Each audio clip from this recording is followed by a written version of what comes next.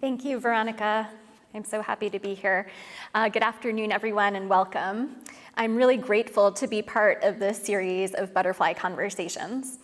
The first conversation between CAC member Rob Busher, Melody Wong, and Jackie Sadashige was wonderfully informative and inspired such a thoughtful dialogue.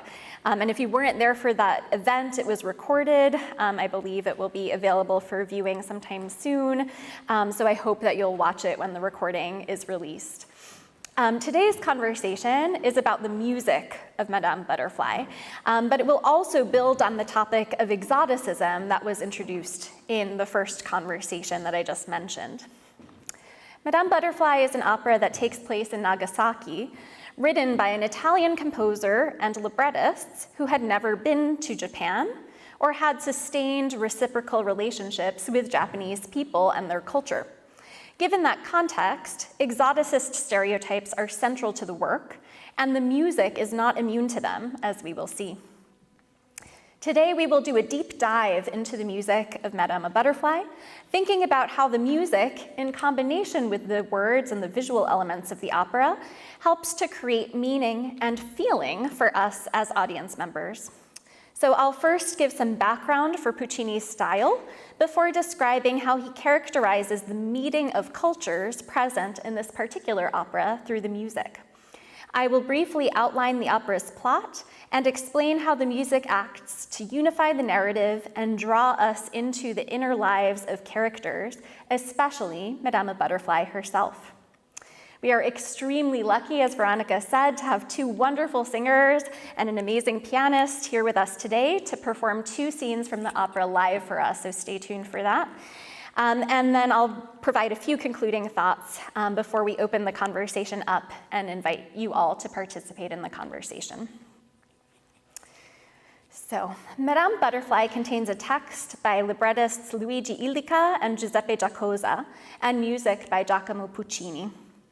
Puccini had worked with Illica and Giacosa on La Bohème in 1896 and Tosca in 1900, so they were already a cohesive team by the time they began work on Madame Butterfly. The opera premiered in 1904 at Milan's Teatro alla Scala, although Puccini continued to revise the opera until 1907, when the version that is usually performed today was completed. Madame Butterfly was Puccini's sixth opera, and he was already famous for using music to powerfully express the torment of his characters. Let's just say he didn't write a lot of comedies. Most of Puccini's operas show us characters we could imagine meeting in real life.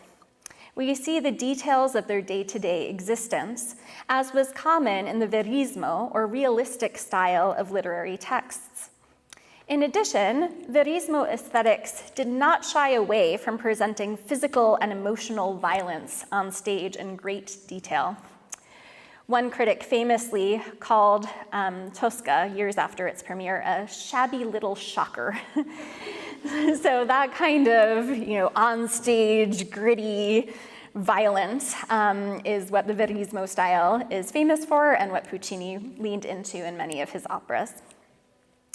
When we think of music by Puccini, we are likely to think of sweeping melodic lines that tug at our heartstrings. Often the singers will sing a melody and the orchestra will play along that same melody in a compositional method called doubling. The orchestra doubles the vocal line. So let's listen first to a famous example of this doubling from La Bohème, the duet O Soave Fanciulla that ends Act 1 of that opera. So this is the one example, not from Madame Butterfly, it's from La Bohème, but I want you to listen out to see how the orchestra is supporting the voices of the singers. They're playing the same pitches at the same time, and it creates this huge effect. We feel like we're slammed in the face by the music, and we can just feel it. So.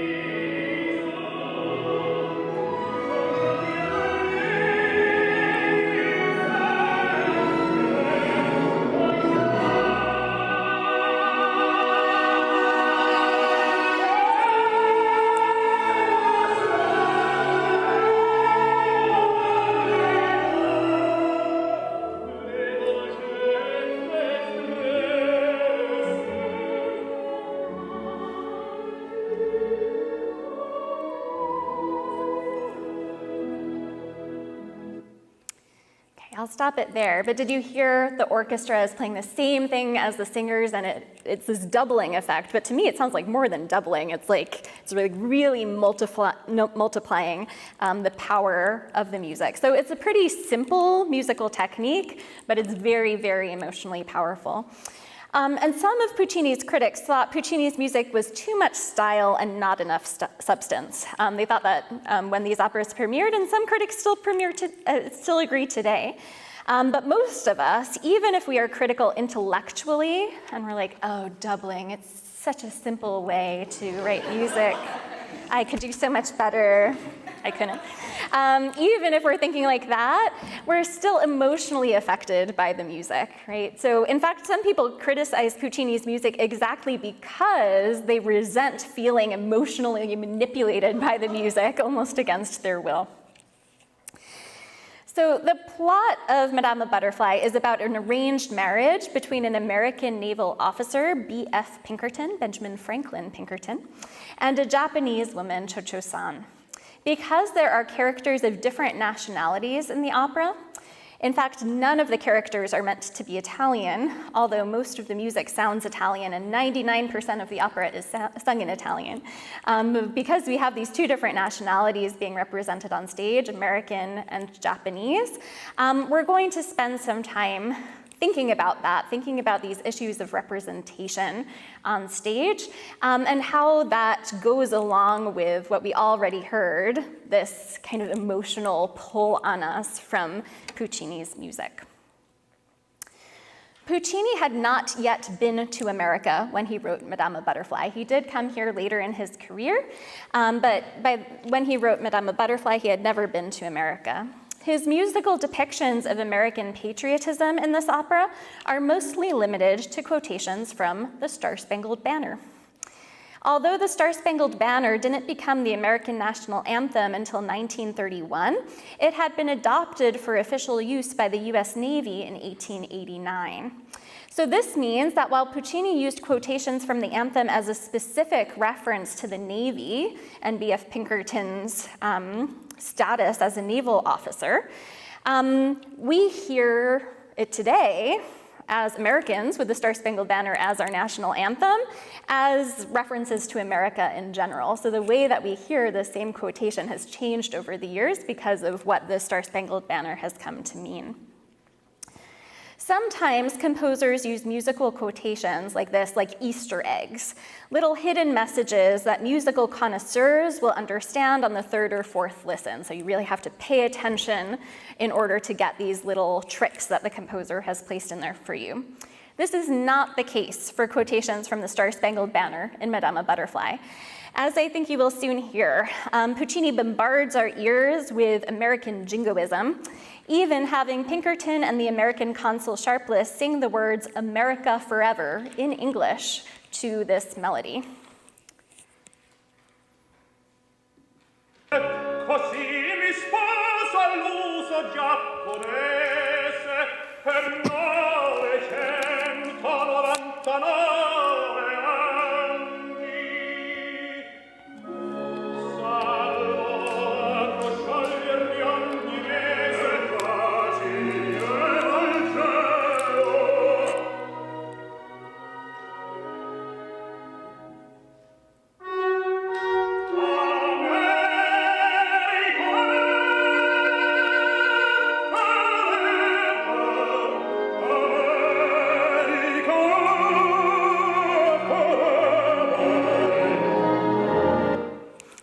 Did you all hear that? Is the music too loud?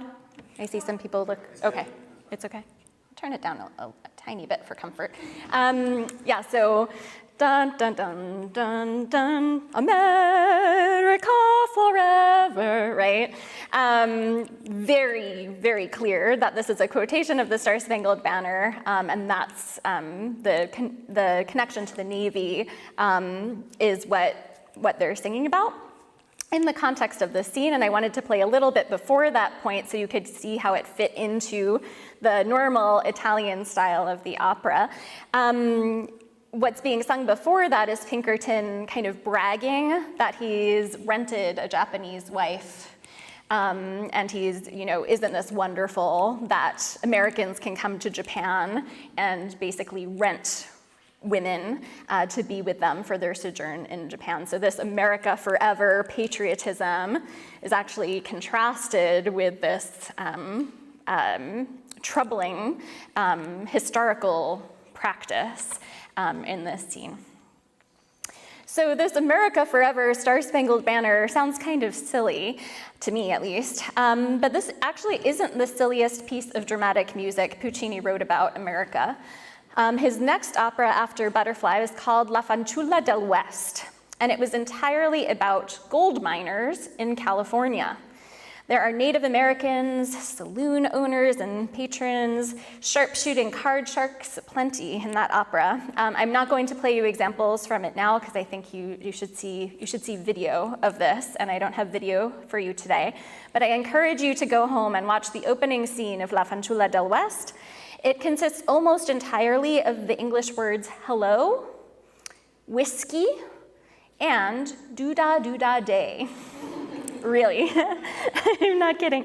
So this just shows that if America can be boiled down to cowboy greetings and the Star-Spangled Banner in Puccini's imagination, what about Japan, right?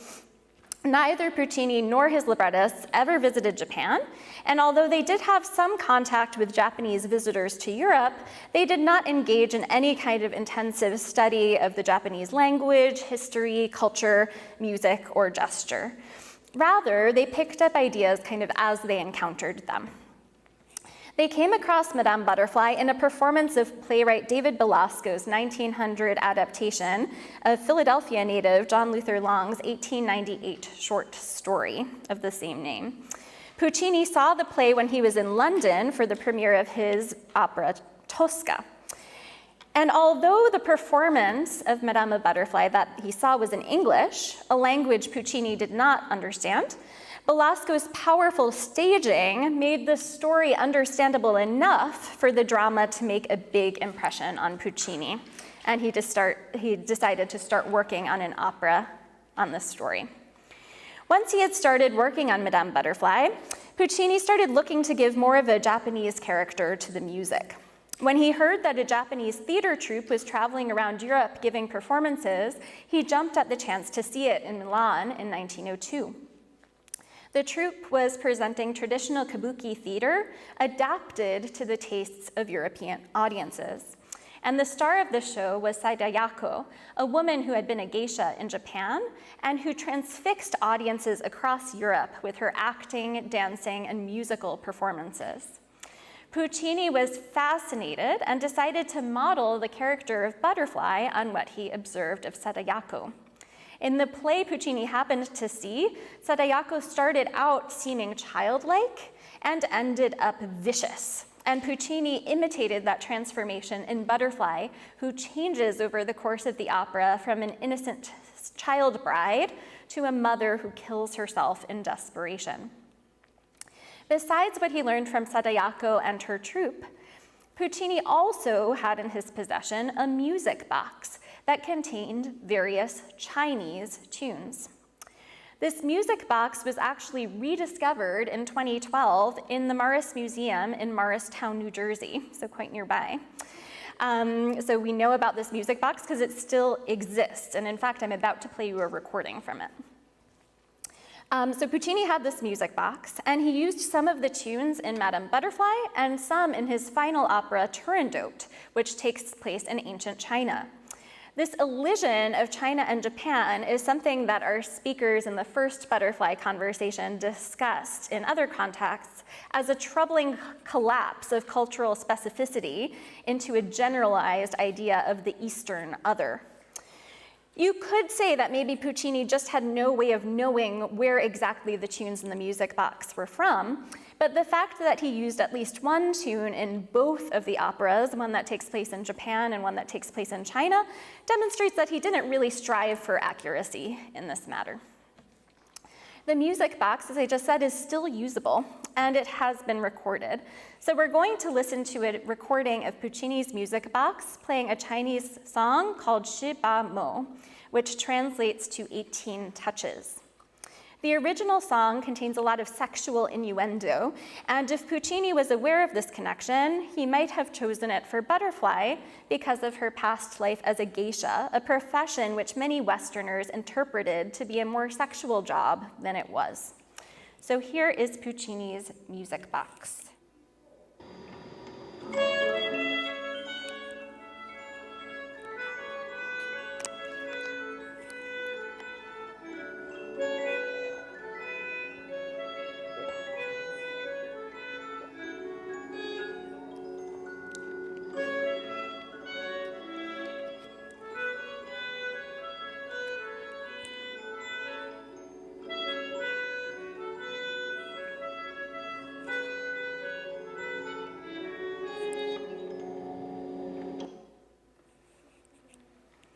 So we can hear that the music box is a little bit run down. Some of the notes aren't sounding at exactly the right time, but still in pretty good shape. We can hear the melodic contour of the tune and also the timbre of the music box, the quality of the musical sound.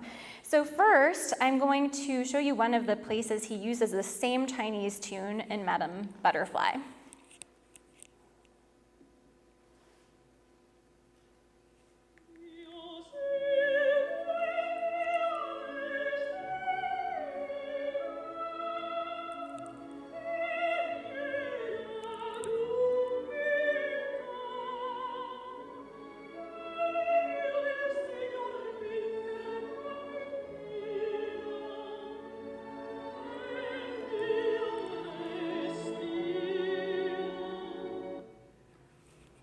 Did you hear how that was the same melody?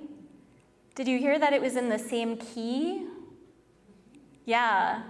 So it's really interesting to hear them back to back. It sounds like he basically transcribed the music box in this scene, but it doesn't sound like the music box. It doesn't have the same sound quality as the music box. I think that if we listen to Butterfly's first entrance with her ladies in waiting and some other parts of the opera, we can start to hear, even if it doesn't have the same tune of the shibamo, we can hear the timbre of the music box coming through in the way that Puccini orchestrated the opera. So it seems like, either consciously or not, the music box sound seeped into Puccini's consciousness and how he connected it to the sound of the East, right? And we can hear the same music box timbre actually in many scenes in Turandot as well. So let's hear a little bit of music box-like orchestration. This is in Butterfly's entrance in the opera.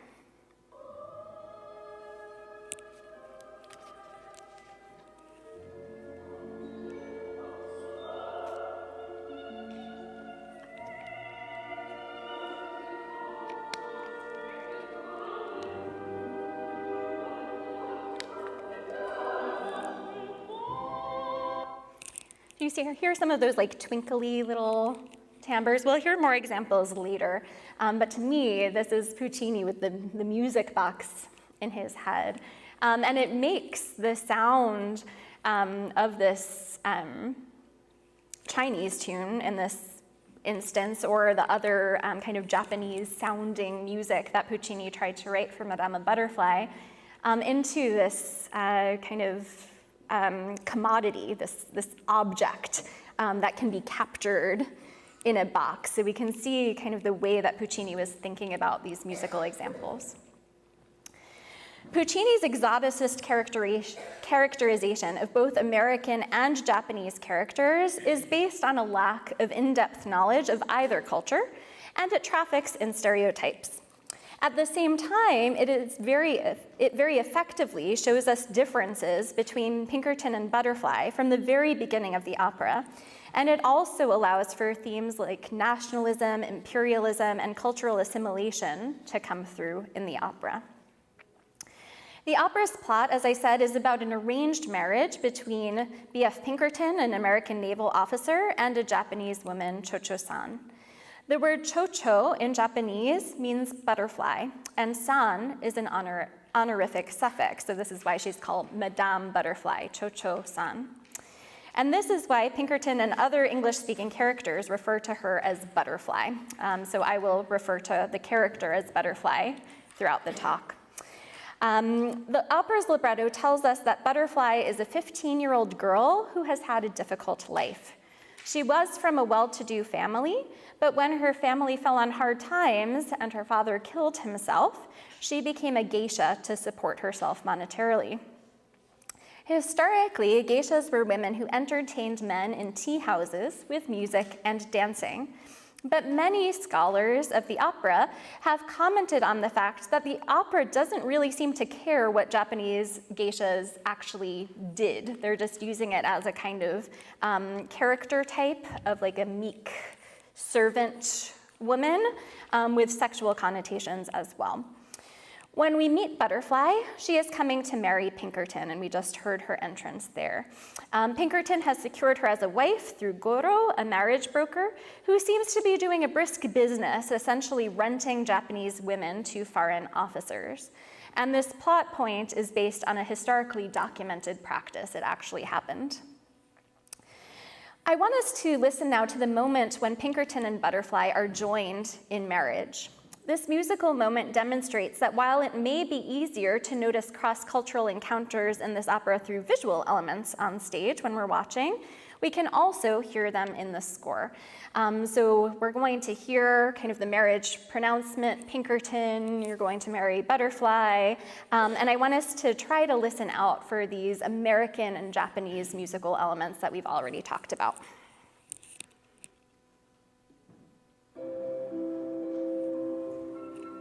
Concesso al nominato Benjamin Franklin Pinkerton, luogotenente nella cannoniera Lincoln, marina degli Stati Uniti, America del Nord. E dalla damigella Butterfly, del quartiere d'Omara Nagasaki, unirsi in matrimonio per dritto il primo della propria volontà. So we hear a kind of going back and forth between this timbre that sounds to me evocative of the music box, dun, dun, dun, dun, that part, and then quotations again from the Star-Spangled Banner underneath things. So we're in saying Pinkerton and Butterfly are marrying. It says, you know, Pinkerton from America and Butterfly from Nagasaki are coming together of their own volition in marriage, is what the libretto is saying. And we're hearing these American and Japanese elements effectively combining in the music.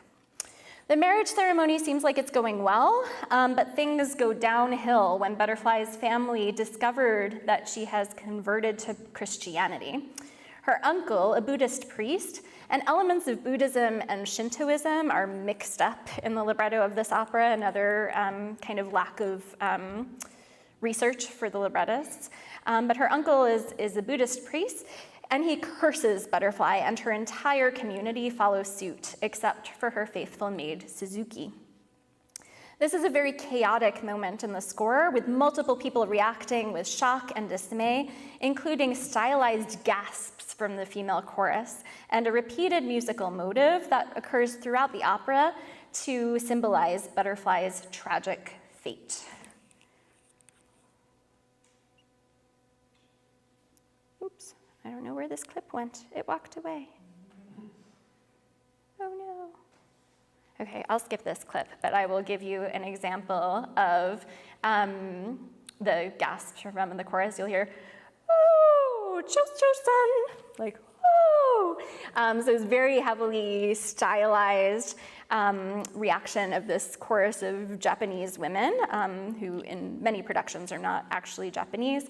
And we hear all of these different things kind of going on at once. So Butterfly is then left alone, in her own words, sola e rinnegata, alone and rejected. Pinkerton comforts her, and they get ready for their wedding night. The duet that ensues is incredibly sensual, and we hear Puccini's favorite technique with the strings doubling the sweeping vocal lines of the singers. The pitch rises as they view the beauty of the night sky, and I want you to listen out for the stars twinkling in the orchestra.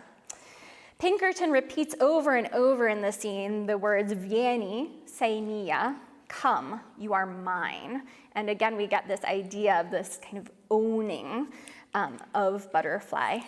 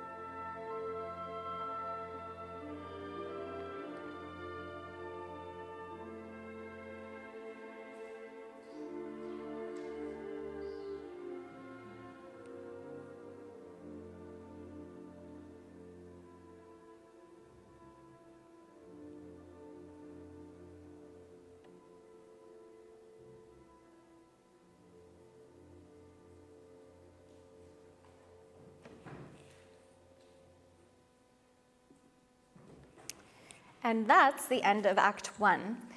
Did you hear the stars twinkling at the end? Did they remind you of anything that we've heard already today? The music box. Yeah, the sound was like the music box, and it's also actually the same melody as we heard on the music box. So let's see if I can find it quickly.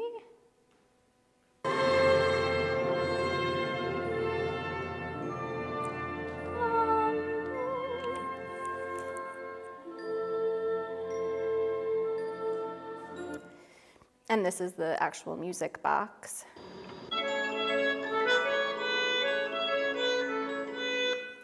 Yeah, so the same twinkling, the same tune. So we hear the music box coming back again at the very end of Act 1. So as I said, the song is called the Shibamo, which means 18 touches. And this tells me that Puccini probably did indeed know the meaning of the song's title. I don't know how, but in some way, because he's using it as a lead-in to a wedding night scene that we don't see, but the kind of sexual connotations are definitely there in this scene. So I think that Puccini knew at least the meaning of the title of the song, if not the whole lyrics to the song. There are many things that we don't see as audience members in this opera, and one of the biggest gaps we get is between Act 1 and Act 2. 3 years pass since this love duet that we just heard, and it seems that Pinkerton has left Japan relatively soon after his wedding night. We're not told exactly how long he stayed with Butterfly. The little house that they shared is beginning to look dilapidated, as Butterfly and Suzuki can no longer afford its upkeep. Butterfly is still there, though, waiting for her husband to come home, as if he has only been away for a few days. She has not even had a letter from him, only a vague promise when he was leaving that he would return when robins build their nests. And in fact, she asks in the opera, do robins build their nests less frequently in America? Trying to give him an excuse for taking 3 years to come back. Suzuki has stayed in the house with her and has been trying to get Butterfly to move on with her life. Butterfly refuses, positive that Pinkerton will be true to his word and return to her. The aria she sings at this moment is the most famous in the opera and one of the most famous in the entire operatic repertoire. We are fortunate today to have soprano Brenna Markey with us to sing it, accompanied by the fabulous pianist and head of Opera Philadelphia's music staff, Grant Loehnig. I was going to say it with the umlaut too, but Veronica told me not to. As they come up to the stage, I will give you some context for this piece, so you can feel free to get set up. The aria is called Un bel dì, One Beautiful Day. And I hear this aria as a distillation of many of the opera's musical features. There are elements of the pentatonic music associated with Butterfly's Japanese heritage, but it also squarely is in Puccini's dramatic Italian style, something that you might not be surprised to hear in La Bohème or Tosca, for example. It is a piece that is built on contrasts and on question and answer-like phrases. Short phrases are followed by long ones, soft notes with loud. There's reality and there is imagination in this scene. And the role that this aria serves is to bring us, the audience, into Butterfly's specific brand of reality. We see the scene she is describing in this aria, her long-awaited reunion with Pinkerton, as clearly as if it is unfolding in front of us. So before Brenna sings, I'm just going to quickly read a translation of the text so you'll know what she's singing about. So Butterfly says, "One fine day we'll notice a thread of smoke arising on the sea in the far horizon, and then the ship appearing. Then the trim white vessel glides into the harbor, thunders forth her cannon. Do you see? Now he's coming. I do not go to meet him, not I. I stay upon the brow of the hill and wait there, and wait for a long time, but never weary of the long waiting. From out the crowded city crowd, there is coming a man, a little speck in the distance, climbing up the hill. Can you guess who it is? And when he's reached the summit, can you guess what he'll say? He will call Butterfly from the distance. I, without answering, hold myself quietly concealed, a bit to tease him and a bit so that I don't die at our first meeting. And then, a little troubled, he will call, dear baby wife of mine, dear little orange blossom, the names he used to call me when he came here. And then she says to Suzuki, this will all come to pass, as I tell you, banish your idle fears, for he will return. I know it." So let's listen to Brenna sing this beautiful aria.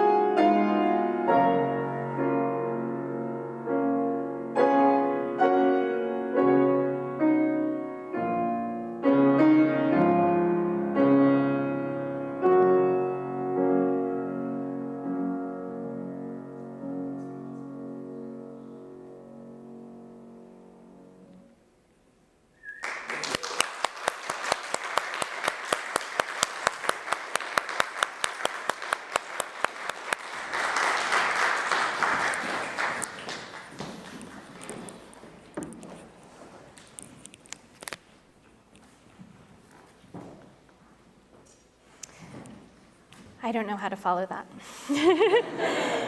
So we in the audience are left wiping the tears from our eyes, amazed at this kind of devotion that Butterfly is expressing, and also depressed that is most likely delusional, right? We know that Pinkerton was just renting a Japanese wife for a short time and then was going back to his real life in America. Maybe the love duet convinced us otherwise for a time, but we know in our hearts that Butterfly is only going to be disappointed.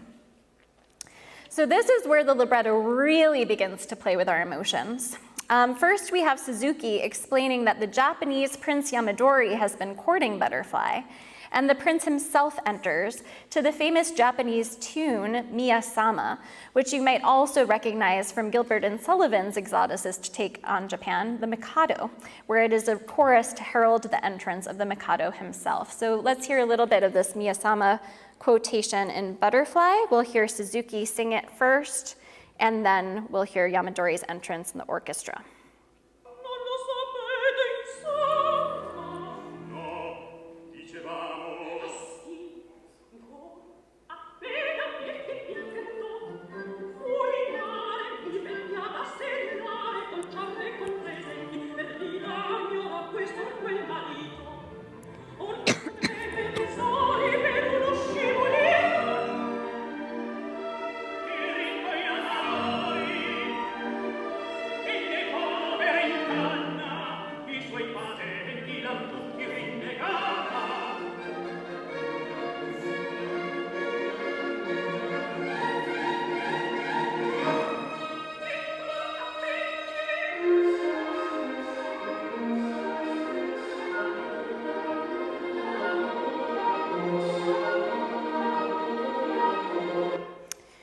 And just so you can see the quotation from the Mikado by Gilbert and Sullivan, it's a chorus.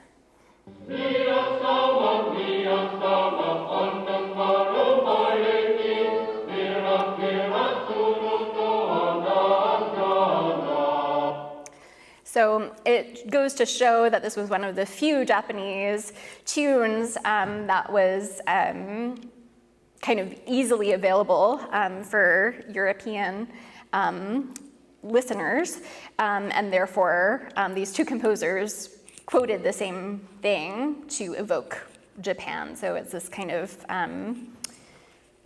this music is kind of a stand-in for Japan in many European contexts.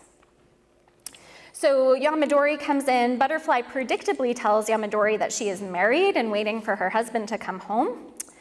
The U.S. Consul Sharpless tries to break it to Butterfly that he has had a letter from Pinkerton with the disappointing news that he will not be returning to her. At this point, Butterfly reveals new information that surprises us in the audience as much as it does the consul. During Pinkerton's absence, Butterfly has given birth to a son, a child she refers to as sorrow, but looks forward to calling joy upon his father's return. So I want you to listen to the way that she presents her son triumphantly. And if you listen closely, she's accompanied by a little snippet of the Star-Spangled Banner.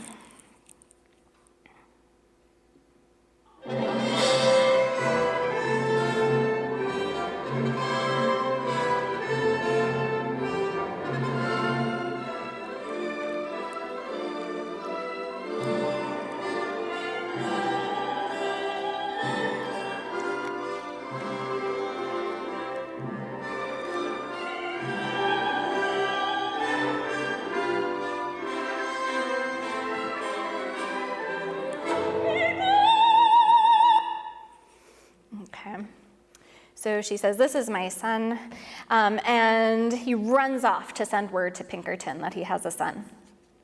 A little while later, something even more unexpected happens.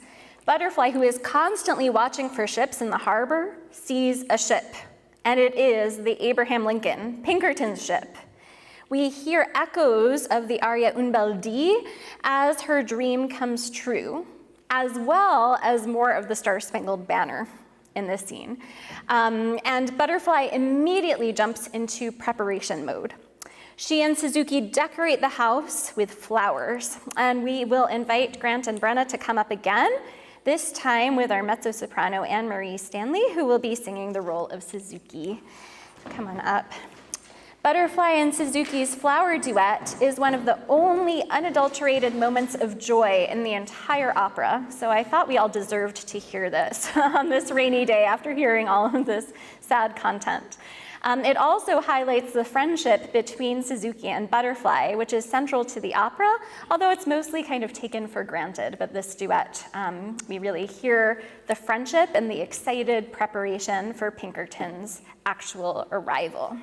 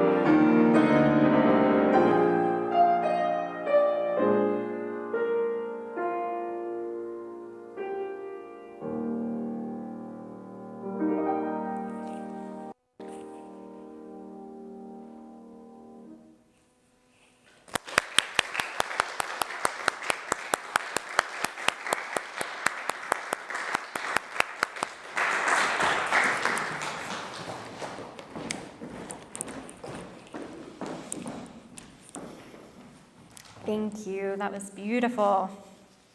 So we can basically hear in the music of that scene, the two are almost skipping around, their worries set aside as their dreams come true.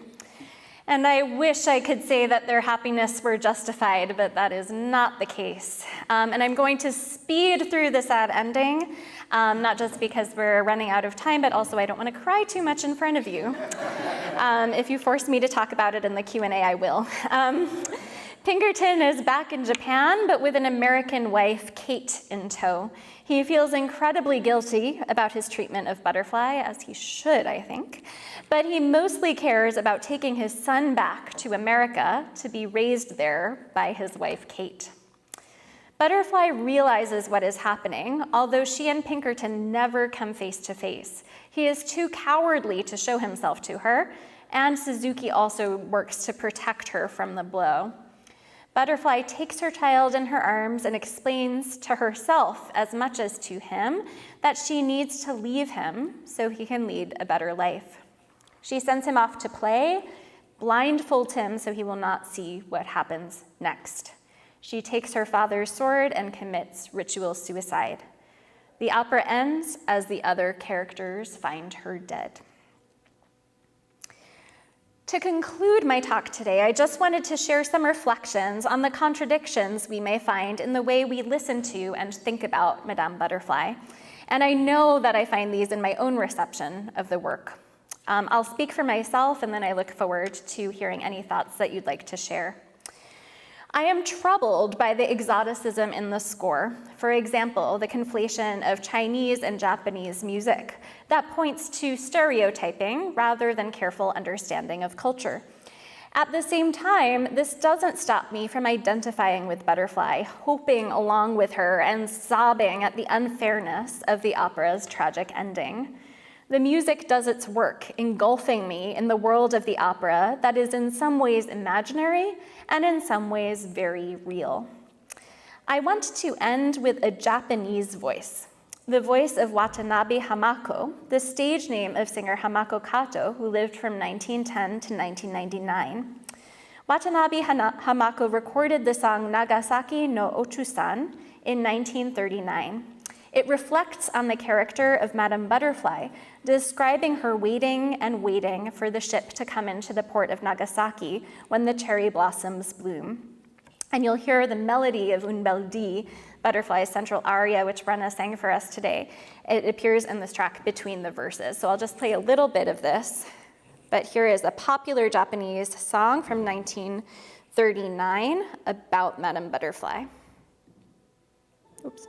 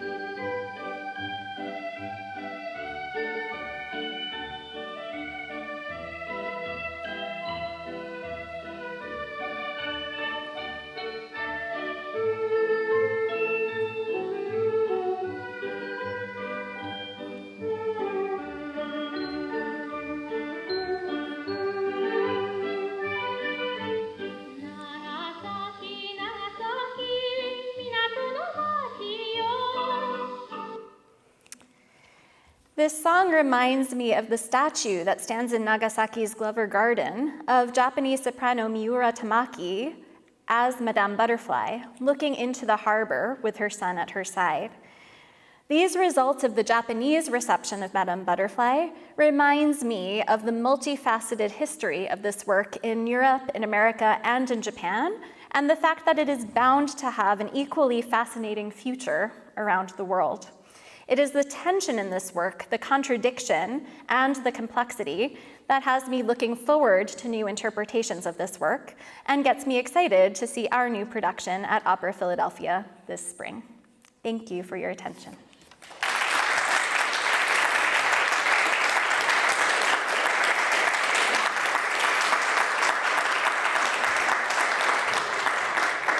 So I'd like to once again thank our wonderful performers. I think they deserve an extra round of applause.